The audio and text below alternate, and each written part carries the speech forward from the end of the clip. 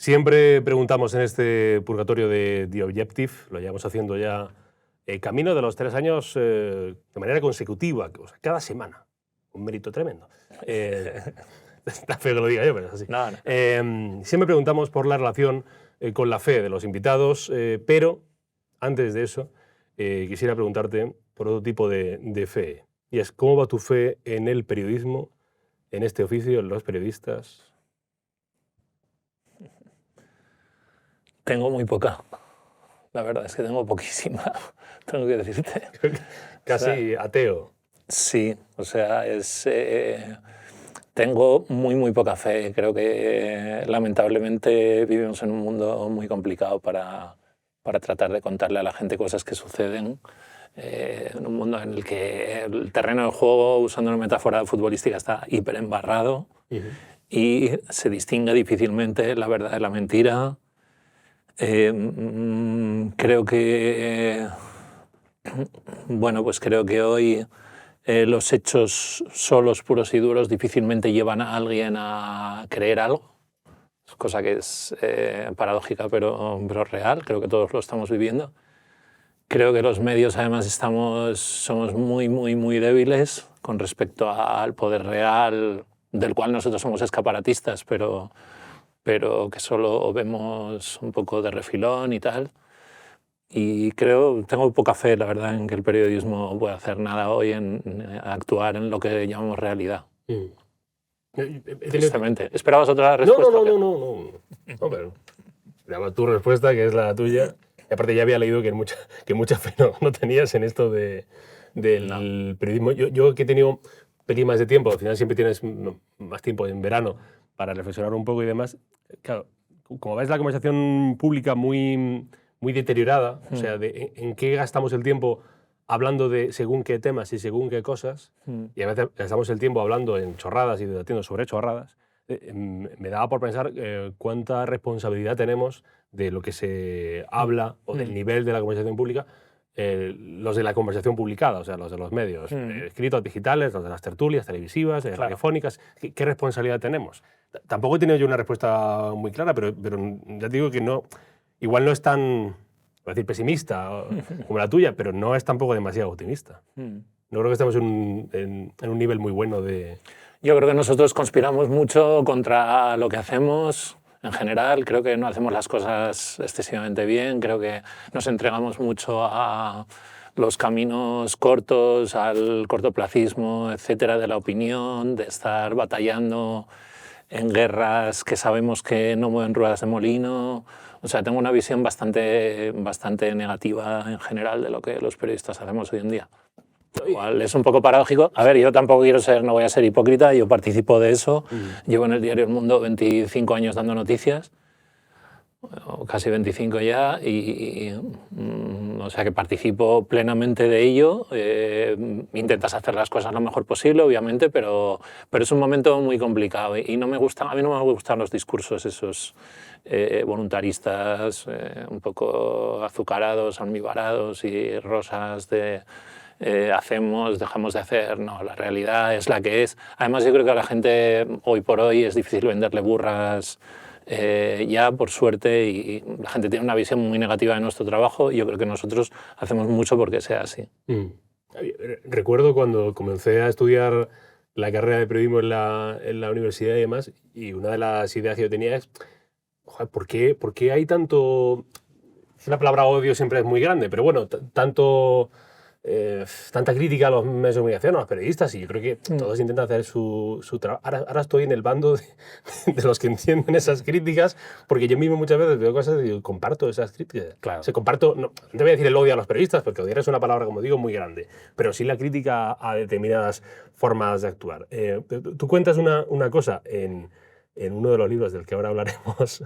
Cuentas una cosa de, oye, tú le fuiste a vender el tema de ese libro esto es para enganchar a la gente, a una directora de un periódico, vamos a decir, de izquierda, de este país, que tampoco es muy difícil adivinar qué periódico y qué directora, pero bueno, no diremos nombres para no...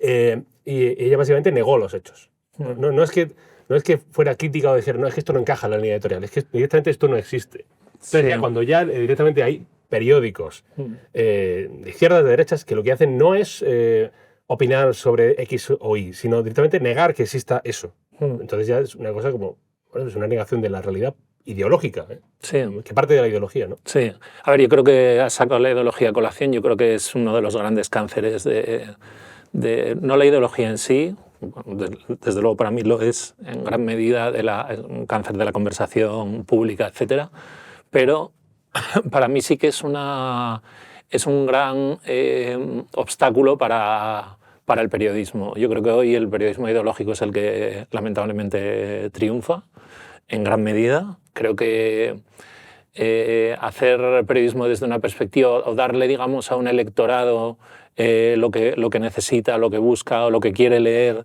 es lo que en gran medida está funcionando. Creo que es un problema enorme.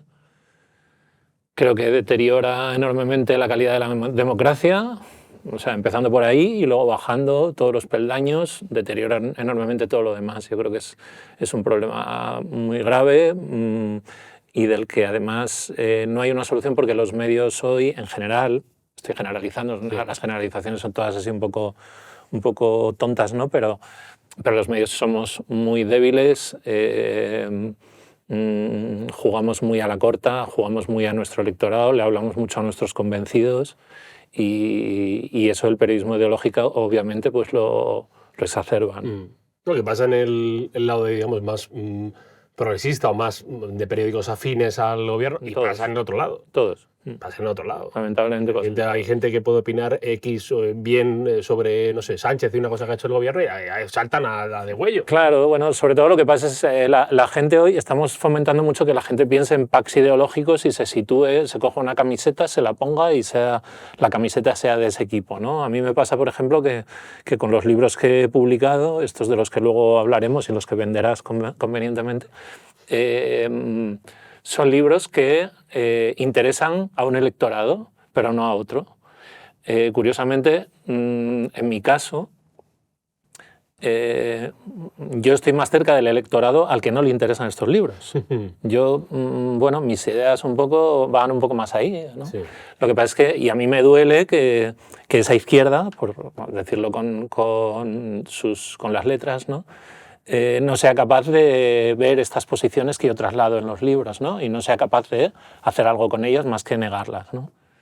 A mí eso me fastidia mucho porque ya te digo, yo me sitúo más ahí, ¿no? En mi manera de concebir qué deberíamos hacer con las cosas, etcétera, ¿no?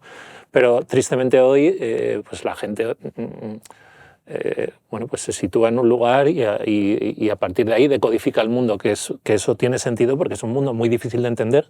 Nos pasa a todos, yo creo. No hay Dios que lo entienda en su plenitud y es más fácil para entenderlo, pues sentarte en una silla y decir, yo desde esta silla compro este discurso y ya lo entiendo todo, lo decodifico todo, ¿no? Y hago los juicios morales pertinentes, que al final todos un poco nos situamos en esas cuestiones, en cuestiones ideológicas, dependiendo de lo que nos parece bien o lo que nos parece mal. Es cierto que esto de los packs ideológicos siempre después se acaba rompiendo, resquebrajando con algunas personas, digamos, muy simbólicas dentro de algunos packs ideológicos. Lo vimos, por ejemplo, con el tema de Íñigo Errejón y el no existen las denuncias falsas, esto es una excusa, no sé, del machismo, tal y cual. Y después cuando la señora Mouliá denunció a Errejón, básicamente lo que venía a decir él es esto es una denuncia falsa. Y dentro de su pack ideológico lo pusieron como un desterrado. Como este se ha vuelto casi de derechas, ¿no? Esto es una cosa, se ha convertido. Incluso siempre lo fue, ¿no? Siempre lo fue, claro. Siempre fue de derechas, sí. No, igual era de izquierdas, pero no. Claro. Pero la vida es como es, ¿no? Es un pack ideológico, entonces es jodido que todas las respuestas que tienes se resiste. Te la dé una ideología. Izquierda, derecha, centro, medio pensionista, pero bueno. Así es. Antes de hablar de esos libros, que la gente está realmente intrigada por qué libros serán. ¿Qué dos libros serán? ¿Qué dos libros serán? Ahora lo revelamos. Ahora sí preguntamos aquí por la fe en el sentido más espiritual. ¿Eres un hombre creyente, no creyente? Pues la realidad es que no creo en Dios, ni tengo una espiritualidad, ni la verdad es que no. Y cuando la vida alguna vez pues te te pone, que a mí me ha puesto lamentablemente en alguna situación pues complicada a nivel familiar y tal, le ves el sentido, a pensar que alguien nos ha puesto aquí, ¿no? Pero le ves un sentido más, bueno, pues instrumental, ¿no? Realmente yo no, la verdad es que no tengo la suerte de poder agarrarme a nada cuando se hace de noche, ¿no? Sí.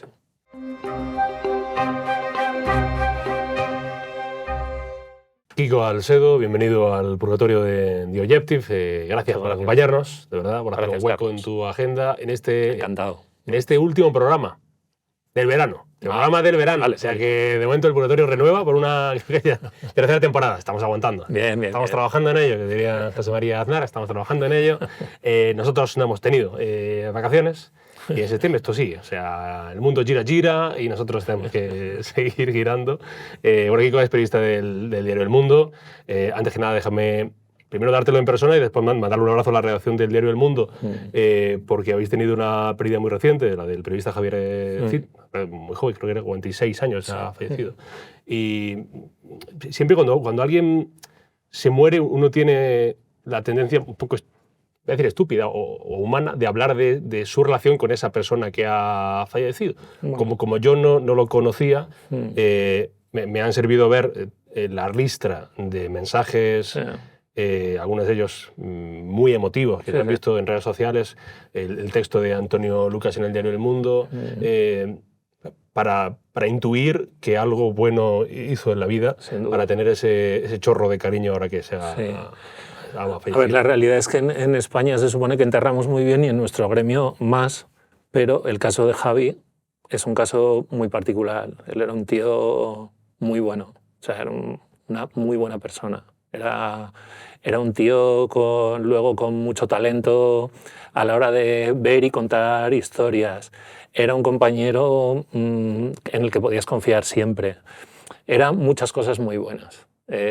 Y luego formó parte de, al final nuestro trabajo pues es un trabajo muy de chocar todo el rato con la gente de alrededor, chocar en el buen sentido, de trabajar hombro con hombro, de trabajar en equipo y tal, y ahí Javier era muy bueno realmente, o sea, es una gran pérdida para nosotros, es una gran pérdida. Un abrazo a compañeros del mundo y sobre todo a la familia, a los amigos, a los compañeros de Javier Cid. Bueno, hablemos de libros y de literatura. ¿Cuáles son esos dos libros? Que tengo uno físico y el otro lo gusta. El libro físico, el último libro de Quico Alcedo, que es Víctimas de lo Trans. Este es publicado en 2020... El año pasado, 2024.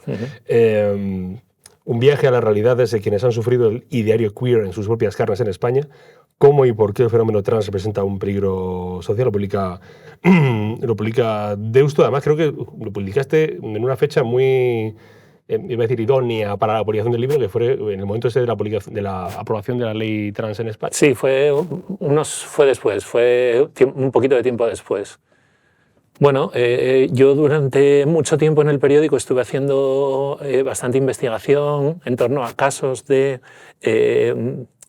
sobre todo mujeres jóvenes, adolescentes, que se habían tragado, digamos, como una ensoñación que eran trans cuando realmente tenían otros problemas. No es que ser trans sea un problema, pero ser trans te obliga a hacer determinadas cosas o a enfrentar una realidad que los demás no enfrentamos. Luego habitualmente suele suponer para las personas que lo son pues dificultades adaptativas muy grandes. Pero en este libro yo hablo de personas, de jóvenes, sobre todo chicas, que teniendo trastornos a veces trastornos tipo de TEA, trastornos de autismo, trastornos de hiperactividad, inadaptación y trastornos de otro tipo, pues veían en esa especie de holograma de ensoñación trans una salida carismática, ¿no? Y entonces lo que hice fue pues compilar casos y compilar realidades que cuento en el libro de personas que aquí en España han sufrido eso. Algunas de ellas se dieron cuenta de que tenían otros trastornos y tenían otros problemas y estaban realmente viendo en la transexualidad una especie de Eldorado, pero que no era realmente para ellos, para ellas más bien. Y luego hablé también con profesionales que están en este ámbito y que estaban muy preocupados por lo que la ley impulsada por el gobierno en su momento, pero que es una ley además que lo que hace es amalgamar un montón de leyes que ya existían en casi todas las comunidades, lo que hacen esas leyes, que es básicamente decirle a personas con problemas y decirnos a los demás también que podemos decidir plenipotenciariamente cuál es nuestro sexo, ¿no? Que si somos hombres o somos mujeres o qué somos, ¿no? Entonces lo que dicen los científicos al final dicen, bueno, es que la biología existe, ¿no? No es un invento, la biología no es una camiseta que me pongo o un sombrero y un día me pongo un sombrero y otro día una gorra, ¿no? Sino que hay una realidad biológica detrás que no nos podemos saltar, aunque los tiempos nos llamen a decidir de manera individualista todo de nuestra vida, ¿no? Igual hay alguna cosa que no podemos elegir y esta, por ejemplo, es una de ellas. Repasando entrevistas anteriores, el compañero Marcos Ondarra te entrevistó aquí en The Objective y te presentó como periodista de raza que pisa charcos y desafía tabúes. ¿Lo compras esto? A ver, yo creo que todos los periodistas hacemos eso, ¿no? Del primero al último, realmente, o deberíamos hacer que todos? Eso. Bueno, yo creo que... A ver, es verdad que yo sí tengo cierta tendencia personal también a llevar la contraria. Creo que eso es verdad que es una cosa que es un poco mía. Sí, naces un poco con eso. Eres el típico contrilla que... Entonces, es verdad que bueno, también en nuestro oficio se supone que tenemos que tratar de contar la verdad de las cosas. Hay verdades que son más fáciles de contar que otras, hay realidades que nadie quiere oír o que te van a encasillar como periodista o como escritor o como autor, ¿no? Y lo que pasa es que sí, probablemente hay gente que somos más inconscientes o menos cuidadosos con qué va a pasar con nuestras carreras que otros y bueno, la verdad es que igual pues sí me he metido en algún charco más de los que debería, etcétera, pero bueno, nada, pues tampoco no es para sacar pecho realmente, o sea, no te acaba trayendo demasiadas cosas buenas, o sea. Pero es irremediable. Mira, una entrevista aquí, por ejemplo, sí. Bueno, pues sí, no está mal. No es un premio, pero algo está muy bien, está muy bien. Yo súper agradecido, la verdad. Es agradable. Claro, justamente yo creo que esto de romper lo que decimos tabúes o temas políticamente incorrectos. Bueno, sí. Cuando se dice esto, también existe otra preocupación, al menos personal, pero yo creo que también la compartirás tú y la compartirán muchos compañeros del oficio, que es la distancia entre la opinión publicada y la opinión pública. O sea, básicamente lo que se habla en la calle y lo que después los medios cuentan. Entonces, si los medios damos la espalda a la realidad, no se trata de comprar el comentario del cuñado en el bar, que no se trata de eso. Se trata de saber por qué se habla de eso. Claro, efectivamente. Bueno, y la realidad, la gente hace constantemente juicios de los que los medios estamos muy, muy, muy alejados, ¿no? O sea, y eso, bueno, pues como periodista a mí la verdad es que sí, me revienta bastante, ¿no? La lejanía que tenemos con respecto a lo que en la calle la gente piensa, ¿no? Realmente la gente ha dicho así, ¿no? Sí. Pero quiero decir la diversidad, ¿no? de opiniones que hay. Yo creo que el periodismo se ha vuelto tan autorreferencial que a veces incluso publicamos noticias solo para periodistas o publicamos noticias solo para medios, o solo para los gabinetes de prensa de determinadas instituciones, etcétera, y porque ese es nuestro papel primigenio. O sea, hay que entender también que el periodismo un poco surgió así, ¿no? En conseguir información para los poderosos, básicamente, ¿no? Para quien tenía el poder. Pero realmente no podemos olvidar que ahí fuera hay un público que tiene sus propias ideas y que hay una gran diversidad de ideas y muchas veces, pues también por esa un poco de debilidad quizá empresarial y económica de la que te hablaba antes, es verdad que los medios no estamos muchas veces ahí. Yo creo que hay que hacer está claro que bueno, creo que tenemos que hacer un propósito de enmienda un poco constante sobre qué es lo que hacemos y tal, porque hay mucho camino un poco recorrer, ¿no? Sí, a mí yo recuerdo, por poner un ejemplo de otros muchos que los hay, cuando Alvise Pérez saca las europeas, que son 800.000 votos, si mal no recuerdo, Y había gente en los medios de comunicación diciendo, pero ¿y quién es Alvis, ¿Quién es? Alvis Claro. Epper? Eso es el fracaso Sin duda. del periodista o de los medios. Sí, Pues si claro. no sabes quién es, o si no Claro. intuyes que el rumor de la calle va por ahí, Claro, pues es claro, sí. un problema. Sí. O sea que, Sí. bueno, verano. Terminando ya el verano. Terminando el verano en estos días donde ya se nos acaba. He tenido tiempo más de leer, que es una cosa que yo agradezco mucho, porque el día a día, como te pasará a ti, nos pasa a todos, el día a día te va comiendo, y etcétera, etcétera. Y he podido disfrutar especialmente de este otro libro que tienes publicado del año 2023, que se llama Algunos hombres buenos. El libro editado por La Esfera de los Libros, que básicamente son las historias de unos 8 hombres, si mal no recuerdo, que no tienen o no suelen tener o no solían tener voz en los medios de comunicación.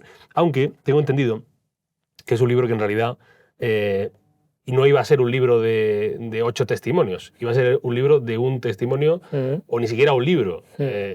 Iba a ser el documental o el reportaje gráfico de Francesco Arcuri.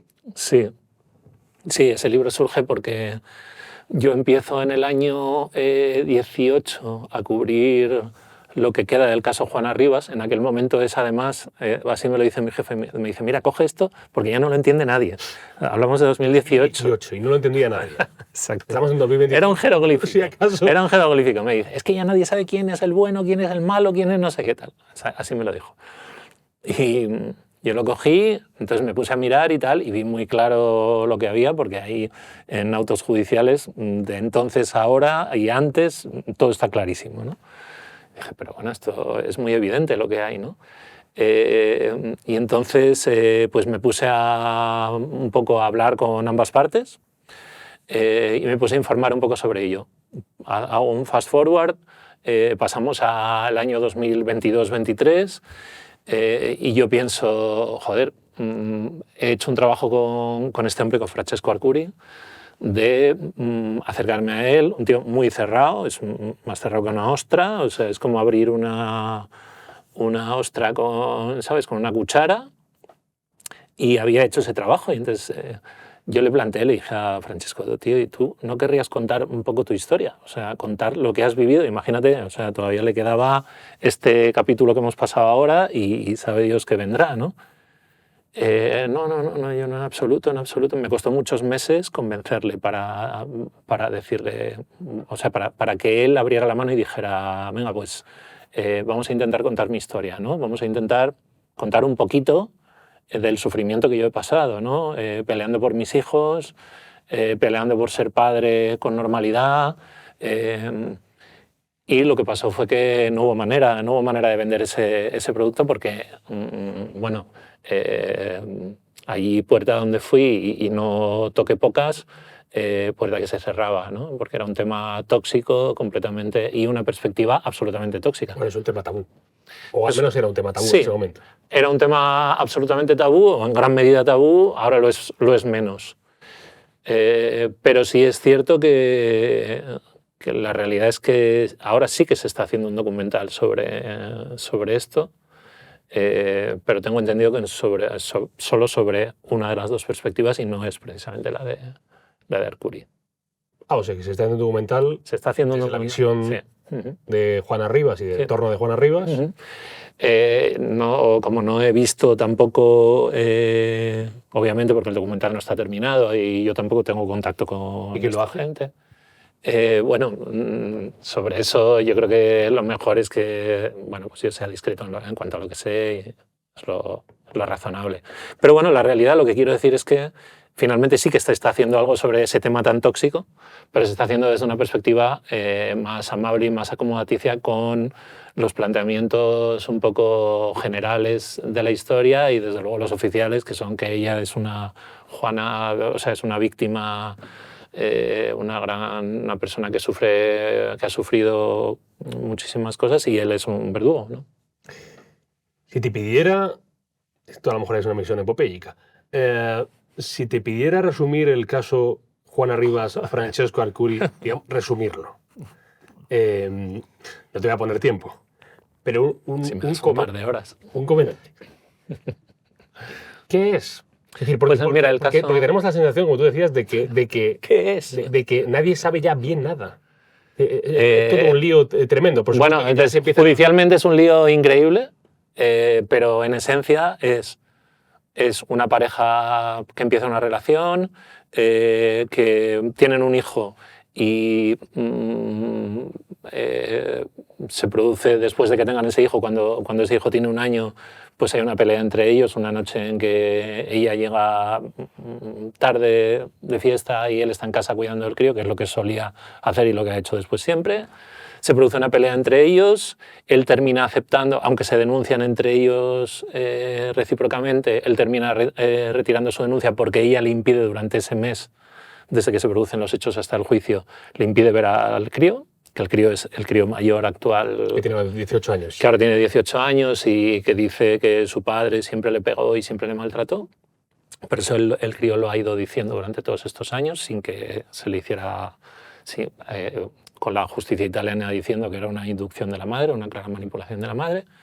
Pero en esencia, ¿qué hay aquí? Digo, quitando un poco toda esa cáscara o esa corteza, pues es una pareja que en ese momento se pelea, que después él acepta una condena, acepta 3 meses de condena por esa pelea que tienen, en la que hay 2 partes de lesiones. Él también tenía lesiones y él la denunció, ella también, pero él retiró la denuncia porque ella no le dejó ver al crío. Ellos vuelven a estar juntos, están juntos durante más tiempo, tienen otro crío y de nuevo cuando ese crío es pequeño, pues ella ya se los trae a España, se los queda aquí, la obligan a devolvérselos a él después de una epopeya, como decías,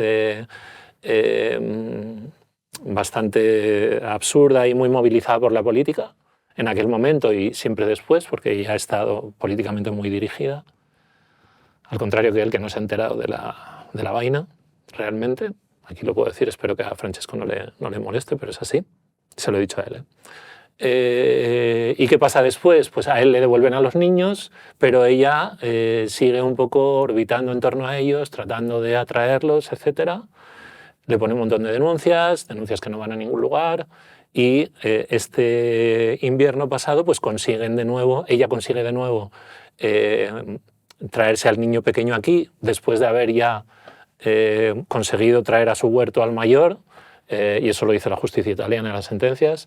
La cuestión aquí es que hay 3 sentencias como muy pormenorizadas, muy meticulosas y muy claras de los tribunales italianos que se dedicaron durante años a monitorizar a la pareja, a monitorizar a los hijos, a saber qué era lo que pasaba ahí, etc. Y siempre han dicho muy claramente que él es el único progenitor que puede cuidar de los críos y que ella, bueno, pues la han mandado recurrentemente a recibir terapia y ayuda, ¿no? Y este último invierno, pues ella consigue de nuevo traerse al crío para acá y mediante un alambicadísimo ejercicio de derecho procesal consigue tenerlo durante 7 meses hasta que la obligan de nuevo a devolver al crío allí y la imputan ahora de nuevo por sustraer al crío, por lo que ya fue condenada en su momento e indultada por el gobierno.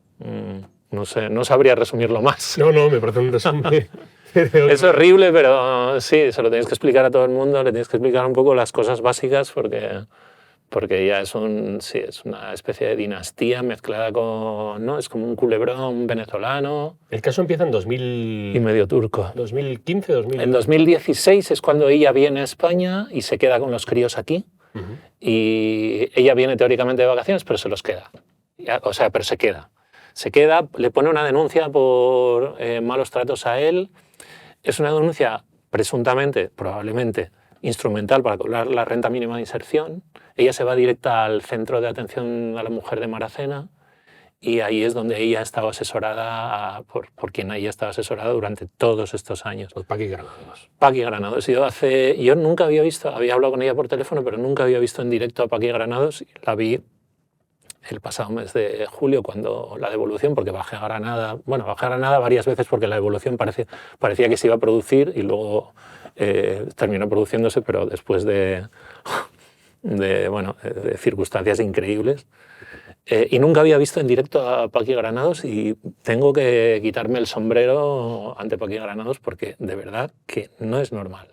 No es normal. O sea, Paqui Granados coge este vaso y le hace creer que es un caballo. O sea, es una persona con una capacidad de convicción muy notable. Yo, de verdad que... Paqui, para ti. O sea, es impresionante. Es muy fuerte. Escribiste en El Mundo, si mal no recuerdo, si Paqui Granados, por poner un ejemplo, dijiste, monta una secta, yo me afilio. A mí me capta. Yo no quiero... A mí, desde luego... O sea, yo no tengo idea de esta historia y Paqui Granados me la cuenta y es difícil que nadie, trayéndome lo que sea, me haga cambiar de opinión. O sea, es muy bestia, muy fuerte. Es que gente así existe. O sea, para el periodismo es un reto, porque luego le tienes que contar a la gente que no, pero es que esto, mira, hay una verdad judicial, hay, pues yo qué sé, en el caso, por ejemplo, de Arcuri, hay muchas cosas que son... Pero, por ejemplo, ellos estuvieron durante años, Arcuri tuvo en su casa, él y sus 2 hijos, tuvieron 2 veces por semana, varias horas, cada vez, 2 veces por semana, durante años, a trabajadores sociales del municipio de Carloforte, donde ellos viven, que observaban cuáles eran las dinámicas entre ellos. Estamos hablando de años, 2 veces por semana. Si hay 52 semanas al año, pues 104 veces en un año van, y durante años, ¿no? O sea, y en esos tiempos se estaban produciendo presuntamente las agresiones constantes de las que no hay prueba ninguna, de las que no hay evidencia ninguna. Entonces, es como hacerte creer que el día es noche. O sea, hay gente que puede hacerte creer que el día es noche. Si de repente alguien viniera a España y escucha el nombre de Juana Rivas, para ti, ¿quién es Juana Rivas?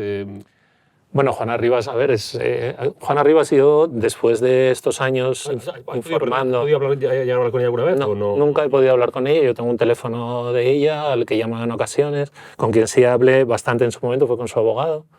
Hace años ya que no tengo la suerte de poder hablar con él. Pero sí, en su momento hablé bastante con él, cuando al principio cogí la historia, durante tiempo, realmente. Incluso él... y da una idea de la posible politización del tema, evidente en otros capítulos de la historia, pero incluso él, cuando ella fue condenada a 5 años y medio por sustraer a los críos, la condenaron en el 19, creo, en el 19, fue condenada a 5 años y medio. Había la posibilidad de ir al Supremo a pedir a que el Supremo revisara y redujera la condena o la exculpara, ¿no? Y él me dijo textualmente que no iban a ir al Supremo porque no había nada porque la sentencia estaba suficientemente fundamentada, ¿no? Bueno, pues días después ellos anunciaron que sí que iban al Supremo. Y en el Supremo, lo que eran 2 penas por la sustracción de 2 niños, y eran 5 años y medio, porque eran como 2,75 años por cada uno, ¿vale? Dicho así groseramente, se convirtió en una sola pena. Porque el Supremo dijo que no eran 2 niños, que es que realmente es como si fuera uno, ¿no? Como si fuera un pack. Como si fuera un pack, exacto. Entonces, creo que los ciudadanos tienen sobrados motivos para pensar que la justicia está lamentablemente politizada cuando los tribunales más importantes de este país pues toman decisiones decisiones más políticas que jurídicas, ¿no? Este caso es especial, ¿por qué? Es especial sobre todo por la politización, como tú dices, por la intervención de una serie de partidos políticos, porque hay partidos políticos, aparte del interés, podemos decir, de Juana Rivas y del entorno de Juana Rivas, en que esos partidos políticos lleven a su causa a un entorno pues, de Congreso de Diputados, digamos. ¿Es especial por eso o hay más motivos? Para mí, yo te doy mi opinión, para mí este caso es especial porque partiendo de ahí, partiendo de la politización tan zafia y tan burda y tan evidente y tan salvaje de lo que son las relaciones afectivas de un grupo familiar, incluyéndolos a todos, incluyendo por supuesto a Juana Rivas y incluyéndola en un lugar preeminente porque Juana Rivas es la madre de esos niños, pues este caso lo que evidencia es la subversión un poco de el uso subversivo de las normas por las que tenemos que regirnos todos para vivir en sociedad y no matarnos entre nosotros, pero una subversión drástica del día es la noche, ¿no? O sea, si Juana Rivas, ahora que ha entregado a su hijo pequeño a su padre, hace lo que está diciendo la justicia italiana desde hace muchísimos años, Juana Rivas no es una luchadora por los derechos de las mujeres. Juana Rivas está fundamentando a quienes sostienen el machismo secular, etcétera, porque Juana Rivas lo que está haciendo realmente es dar una impresión absolutamente contraria. Te quiero decir, lo que está es representando un papel que no le corresponde en absoluto. No está siendo una madre protectora, sino que está haciendo daño a sus hijos, ¿no? Entonces, en una sociedad en la que presuntamente todos sabemos de todo, todos tenemos una opinión sobre todo y todos vemos un montón de cosas y estamos súper informados, pues vemos un caso en el que, repito, si la justicia italiana tiene razón, y hablamos de sentencias muy, muy fundamentadas a lo largo de años, repetidas, etcétera, pues lo que tenemos es exactamente lo contrario de lo que creemos. O sea, tenemos a una mujer por la que ha salido la gente en masa a la calle a pedir justicia, siendo justo lo opuesto a lo que ellos piensan. Entonces, Juana Rivas representa, no Juana Rivas, sino este caso, representa.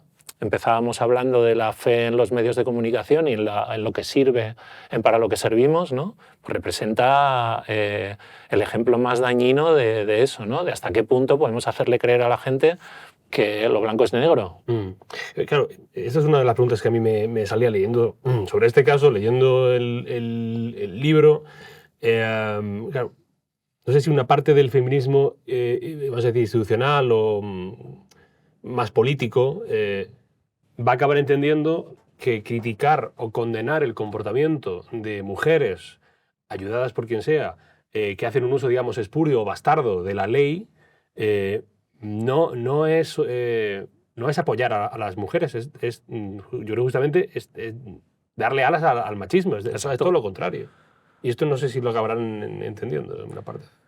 Yo no sé si lo acabarán entendiendo, lo que pasa es que hay un planteamiento ahí, y yo cuando he hablado, porque yo he tenido que informar en muchas ocasiones de temas relacionados con la reivindicación feminista, que por supuesto comparto. Yo tengo una hija que va a cumplir 12 años ahora y vamos, yo sería, pues no sé, no sería desde luego su padre si no quisiera para ella lo mismo que tenemos los tíos, ¿no? Y creo que sí que hay un camino que recorrer ahí. Yo sé que esto seguro que me hará vender menos libros, porque mi electorado quizá no, a mi electorado, o aparte de mi electorado, quizá no le gusta escuchar eso, de mi presunto electorado, quiero decir, sí. Pero la realidad es que la reivindicación feminista es muy necesaria y yo estoy ahí. O sea, yo pienso que hay muchas cosas en las que la mujer todavía, y luego ya podemos sacar cifras, no cifras, etcétera, pero todos sabemos que hay todavía camino por recorrer para que la mujer tenga los mismos derechos reales, ¿no?, que los hombres.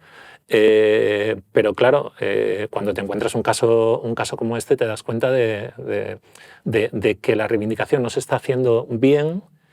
Y lo que te iba a contar es que cuando he hablado con mujeres que están en esta pelea y no les parece bien que yo cuente los casos de hombres denunciados en falso, te das cuenta de que ellas ven en gran medida su lucha como una lucha bélica, una lucha en la que puede haber víctimas colaterales, en la que puede haber gente, bueno, que vale, pues igual nos estamos pasando porque hay gente, pero pueden tener en mente incluso que durante siglos, porque es así, pues el hombre ha pasado por encima de los derechos de las mujeres hasta hace nada. Ellas tenían nada, léase 47 años, ellas tenían muchos menos derechos que nosotros en este país, incluso ya luego, ¿no? Entonces, claro, si se asumen esas víctimas colaterales, bueno, es que, pues sí, pero apartas al tío, bueno, sí, a lo mejor el tío, pero es que ahora estamos en otra cosa, ¿no? Estamos en darles derechos a las mujeres. Bueno, pues ves, esa lógica bélica, ¿no?, de las víctimas colaterales, pues se impone en muchos casos. Y estos 8 casos de los que yo he escrito en el libro son eso y se encuentra en esa incomprensión muchas veces, ¿no? Bueno, pero es que si es que yo soy el padre de estos niños, ya, pero es que hay una pelea mayor, ¿sabes? Tú eres víctima al final de unos ideales difusos, ¿no? Ya, pero es que mi hija o mi hijo, ya, pero no, es que estamos en otra cosa. Bueno, iba a decir, ¿a ti te gustaría que esta entrevista, que no digo por el medio, digo que te gustaría que además se diese, pues eso, no sé, en público, en Infolibre? Hombre, evidentemente, yo cuando yo estoy buscando promoción para el libro, claro, yo busqué la promoción ahí, en esos medios. Y en muchas ocasiones, yo tengo amigos en todos esos medios, bueno, amigos simplemente porque llevo muchos años en esto, ¿no? Y te dicen, no, si yo sé que esto es así, si yo sé que esto existe, pues por supuesto que sí, pero es que no podemos darle de comer esto a nuestros lectores, ¿no? Cuando no, lo que comentabas, ¿no? Gente que te dice, no, es que esto no existe en absoluto, ¿no? Y se meten detrás de una cortina, de un telón absurdo para negar la realidad, ¿no? Bueno, el caso de No Existe que comentábamos, y digo, no di el nombre por no meter el lío, Sí. por no ser desagradable contigo, si no yo lo daría sin ningún tipo de problema. Tú no lo has dado, pues no lo doy. Sí. Pero que esa persona que decía no existe este tema, conocía de primera mano el caso de una persona que había pasado por uno de esos temas. Bueno, es que esta persona que tú dices trabajó en El Mundo, ¿vale? Y nosotros en El Mundo tenemos, bueno, ya por suerte desde hace muchísimos años normalizado, o sea, te quiero decir que las circunstancias ya son otras, son las normales, las que deberían ser y las que son. Pero tenemos un caso, uno de estos 8 casos es un compañero mío del periódico, que fue pues el segundo caso del grupo llamado Infancia Libre. Pues un chaval, un compañero mío, con quien yo he trabajado todos estos años y sigue estando en el periódico, que su mujer en determinado momento se lleva a la niña, desaparecen y él está durante años, después de denunciarle a él repetidamente por abusos sexuales sin prueba ninguna y además de una manera muy evidente con intereses instrumentales en la denuncia, y desaparecen y este compañero durante años pues pagando a un detective para que localizara a su hija, que finalmente es localizada por la policía cuando la policía se pone en serio a buscarla. Porque eso también es así, o sea, incluso los poderes públicos, pues no, a los poderes públicos son casos que no les motivan demasiado dentro del marasmo de cosas que tienen que atender y al final recupera a su hija y su mujer es condenada por lo que hizo, ¿no? Por secuestrarla.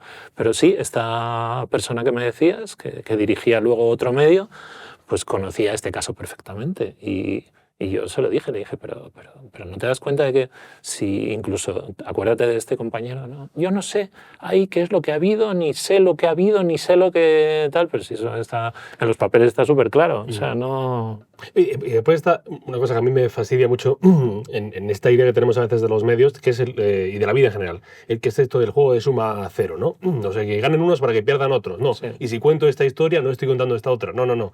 Hay espacio de sobra, claro, afortunadamente, claro, para contar todo tipo de historias. Claro. Y vamos a decirlo, pero supongo que alguien habrá, porque siempre hay gente un poco, no sé, corta de entendederas. Por supuesto que Algunos hombres buenos no es un libro contra las mujeres. Al contrario, es un libro a favor de las mujeres. Y como tú dices, tú eres una persona feminista.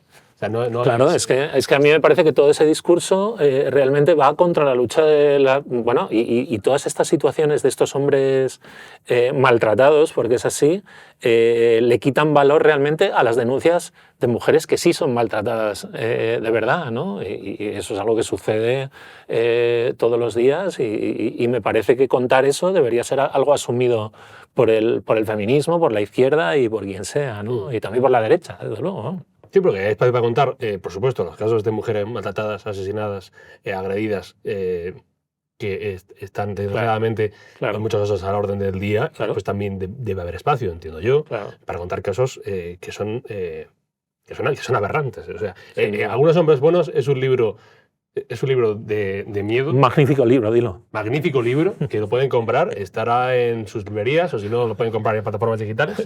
Ya digo yo que la gente lo comprará, ¿eh? La gente que no se lo pierda. Es un libro magnífico, de miedo, digo, de miedo y de un miedo que va aumentando cuando dices, joder, es que todo esto ha pasado. Es que todo esto ha pasado y según dices en el libro, sigue pasando porque te siguen llegando casos Claro, sí. de personas que sufren estas... Lamentablemente es así. Yo durante mucho tiempo estuve escribiendo mucho sobre estos temas. Al final, en alguna medida dejé de hacerlo porque me di cuenta de que profesionalmente no me iba a traer nada bueno. O sea, quedarme ahí, ¿no? Pero es cierto que cada vez que vuelvo a escribir sobre estos temas me vuelve a llegar un chorreo de mails de gente que dice, pues es que yo, mi hermano, mi tío, mi compañero de trabajo, les está pasando esto. Es un continuum. Escribes en el libro, solo un 0,0074% de mujeres que acusaron por violencia de género en España entre 2009 y 2020 fueron condenadas luego por denuncia falsa, según la justicia. En 2020 no hubo ninguna. 0. Sin embargo, para los abogados de familia, pregúnteles si conocen a alguno, es Vox Populi que esa trampa procesal, o sea, acusar por violencia de género, está a la orden del día. O sea, algo no encaja ahí. Digo, en la ley debe haber cosas que no estén correctamente, es que no sea una cosa inmaculada si se permiten ese tipo de... Así es, lo que pasa es que hay una acción al final ideológica, volvemos ahí, hay una especie de ceguera ideológica que también apoyada mucho en lo que llamamos populismos hoy en día, y lo siento por el tópico, pero es así, soluciones fáciles a problemas muy complejos. No, pues la solución fácil es que tenemos que creer a las mujeres siempre, ¿no? Como tenemos que creer a las mujeres siempre y no puede haber duda ni disenso sobre eso, pues estos tíos mienten, aunque estén diciendo la verdad, ellos mienten también, ¿no? Hay unas víctimas colaterales, bueno, pobrecitos, ¿qué pasa el siguiente, no? Hay el caso de un banquero de Granada que es el único, creo, de todos los hombres que no da su... que no quiere hacerse, digamos... Es una cosa que está muy a la orden del día. Las hay reales, por desgracia, y después hay esas víctimas que se declaran víctimas siempre de algo, y esta persona que es víctima de algo evidente, de algo, como digo, aberrante, que es que se llevan a su hija, le acusan de haber abusado sexualmente. Es un caso increíble. De ella, acaba perdiendo el trabajo, es decir, es una locura. Su vida desmoronada absolutamente. Esa persona que no da su nombre, o sea, que podría darlo y decir, pues yo soy víctima, no lo da. ¿Cómo acaba uno?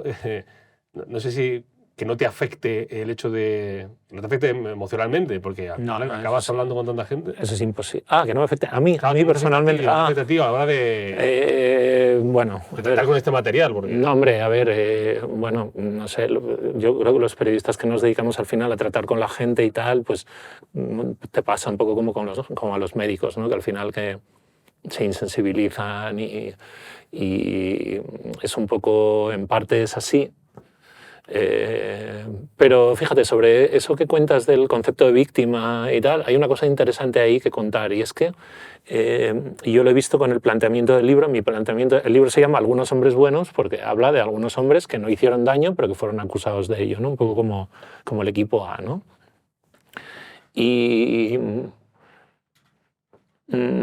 Pero yo creo que ahora, viéndolo con tiempo, el planteamiento fue erróneo. Porque la realidad es que nadie quiere leer sobre hombres víctimas de nada. O sea, hoy por hoy, leer sobre mujeres víctimas sí es una cosa demandada socialmente, pero leer sobre hombres víctimas en absoluto. Esto es una conclusión a la que yo he llegado, y también tengo un amigo que, en unas circunstancias muy particulares, que me abrió los ojos sobre ello. Me dijo, mira, es que nadie quiere leer sobre un tío que llora, ¿no? Entonces, digo, no sé a dónde me lleva eso, pero la realidad es que en todo este juego que nos propone el feminismo o determinado feminismo de los roles, de los estereotipos, etcétera, que luego es verdad, hay roles y hay estereotipos, por supuesto. No sé, algo querrá decir el hecho de que no hay manera de contar historias que tengan un recorrido largo de tíos que lloran, por así decirlo, ¿no? nadie quiere escuchar que hay tíos que lloran. En cambio, sí funcionan muy bien las historias de mujeres que lloran. Sobre la ley de violencia de género, ¿has acabado teniendo una reflexión o una idea después de haberla leído, estudiado, de haber visto los casos, de haber visto... Tengo que decirte que yo soy licenciado en Derecho, pero nunca me he dedicado a ello y no tengo una visión técnica sobre qué habría que hacer. Lo que sí que está claro... A ver, mira, yo en el año 2008 o 2007 andaba por ahí por los juzgados, que es lo que he hecho un poco toda mi vida, pues merodear alrededor de juzgados, ¿no? Y andaba por los juzgados de violencia de género que hay aquí en Manuel Tobar, en Madrid, y un juez se enteró de que andaba por allí y le dijo al funcionario, voy a buscar a este. Y tal, me metió para el despacho y me dijo, era 2007 u 2008, me dijo, mira, nos presentamos, tal, no sé qué. Dice, estoy haciendo cosas absolutamente injustas, realmente. Estoy teniendo que meter al calabozo a tíos que no... Estoy teniendo que poner órdenes de alejamiento que son inútiles o contraproducentes. Estoy teniendo que meter mano en conflictos familiares a lo burro cuando se podrían solucionar de otras maneras. Estoy haciendo algo que es contraproducente completamente, ¿no? y que va contra lo que yo debería estar haciendo, que es impartir justicia y tratar de reordenar situaciones afectivas muy profundas, muy potentes y muy duras, ¿no? Leía hace unas pocas jornadas en diarios británicos que varias organizaciones del Reino Unido que trabajaban con chavalines habían renunciado, estaban empezando a renunciar a hablar de masculinidad tóxica. Hablaban de masculinidad y le quitaban este digamos, añadido, ¿no? Esas etiquetas de toxicidad a la masculinidad. Y te quería preguntar, a raíz de este tipo de noticias, si te preocupa, entiendo que sí, y a la par, ¿cuánto de la respuesta, como tú dices, del feminismo más institucional, que ha estado más en el poder, con respecto, por ejemplo, a estos casos, y a ciertas palabras o ciertos discursos, los efectos que puede haber tenido especialmente en la parte más joven de la población, la parte más joven masculina de la población, me refiero? Bueno, lo dicen las encuestas, ¿no? Tenemos la juventud más machista de los últimos 40 años, ¿no? Y además tenemos un entorno hipersexualizado para críos y crías. Tenemos a los chicos y aparte de las chicas rechazando. ¿Por qué? Porque cuando tú planteas una acción de gobierno tan fuerte como la que se ha planteado, tienes que medir muy bien lo que haces. A poco que te pases, a poco que derrapes un poco más allá, eso tiene un efecto. Y la sociedad no es un bebé al que le ponemos un pañal y un día le ponemos un body y otro día otro. O sea, la sociedad tiene sus propios... piensa sus cosas, tiene sus propias ideas, tiene sus propias dinámicas y lo que tenemos, y no es, no es casualidad que tengamos una juventud tan machista, que rechaza de una manera tan dura los postulados de lo que cree que es el feminismo, que al final es un feminismo, este feminismo tan barato de una sola idea y las demás no me sirven, y de una complejidad nula, y eso al final pues produce efectos, claro. Por ir terminando, ahora que ya estamos a las puertas de septiembre, ¿qué pasará, si es que te atreves a pronosticar algo, con el caso de Francesco Arcuri, de Juana Rivas? Sí que había un juicio en septiembre. Sí, de todas las denuncias que ella puso durante años allí, hubo un fiscal que se hizo cargo hace poco de la causa y que dijo, voy a tirar para adelante con estas 4 denuncias. Y esas 4 denuncias se van a comenzar a juzgar, pero no se van a juzgar en septiembre, sino ahí empieza un procedimiento. ¿Qué sucede con estas 4 denuncias? Que ya en una sentencia de febrero pasado son descartadas por la Corte Civil. Ya la Corte Civil dice, estas 4 denuncias no hay pruebas de ello, pueden ir adelante en la vía penal, pero nosotros no vemos prueba ninguna. Eso es lo que dice el tribunal, ¿no? Incluso la propia Fiscalía de Menores es la Fiscalía quien impulsa esto, porque en Italia instruye la Fiscalía, es quien impulsa los procedimientos. Pero la Fiscalía de Menores en enero ya sobre esas 4 denuncias, cuando el Ministerio de Justicia español pregunta por el caso a Italia para devolver al niño, la Fiscalía de Menores ya hace un informe diciendo sí, estas 4 denuncias van adelante porque el fiscal las ha impulsado, pero nosotros aquí no vemos nada. Entonces, hay altas probabilidades de que esas 4 denuncias quedan en absolutamente nada. Yo, bueno, me puedo decir que estoy bastante convencido de que sí será. Como estoy convencido también de que es muy probable que bueno, pues que más que Juana Rivas y su entorno, que es quien impulsa verdaderamente todo esto, pues sigan tratando de utilizar la causa para polarizar, para movilizar opinión pública, etcétera, que es para lo que ha servido esta causa definitivamente, y el sufrimiento de unos niños, ¿no? Que se suene ya para una segunda parte, creo que lo dijiste, ¿no? Una segunda parte del libro para hablar de los niños. Hablar con los menores. Sí. Obviamente no puedes hablar ahora mismo, dentro de unos años. El libro de los niños, sí, de los adultos, de los hijos, ¿no? Y de las infancias quebradas, sí, fracturadas, sí. En este espacio tan sagrado que es la infancia. Sí, como ven ellos todo lo que pasó. Sí, me gustaría hacer ese libro en el futuro, no sé si será posible. Veremos. Igual seguimos aquí también nosotros. Bueno, y lo traigo. Igual de repente estamos en la 7ª temporada, ya estamos ajados. Claro. Estamos más viejos los dos y tal, con menos pelo tú. Yo con menos pelo seguramente también. No te preocupes. Igual me pongo. También, pues. No descarto nada, oye. Bueno, sí, la ciencia ha mejorado. Sí, o sea, súper rápido. O no. Bueno, gente que le queda bien no tener pelo. Bien, bueno, tú estás bien, joder. No estoy bien, de momento. Bien, estás bien de momento. Sí. Quico Alcedo es periodista en el diario El Mundo. Tiene 2 libros magníficos. Uno de ellos ya hemos hablado largo y tendido, que es Algunos hombres buenos, pero iba a decir, está publicado en 2023, pero es que lo puedes publicar hoy mismo y sigue siendo de rabiosa actualidad. Es que sí. Por desgracia, pero sigue siendo de actualidad. Lo publicó La Esfera de los Libros, pero si no está en la librería es porque ya que lo compren por internet, o que lo pidan. Y después también tiene Víctimas de lo Trans, que lo publica la editorial Deusto. Quico, gracias por venir, ha sido un placer charlar contigo y quede con Dios. Muchas gracias a ti. Gracias.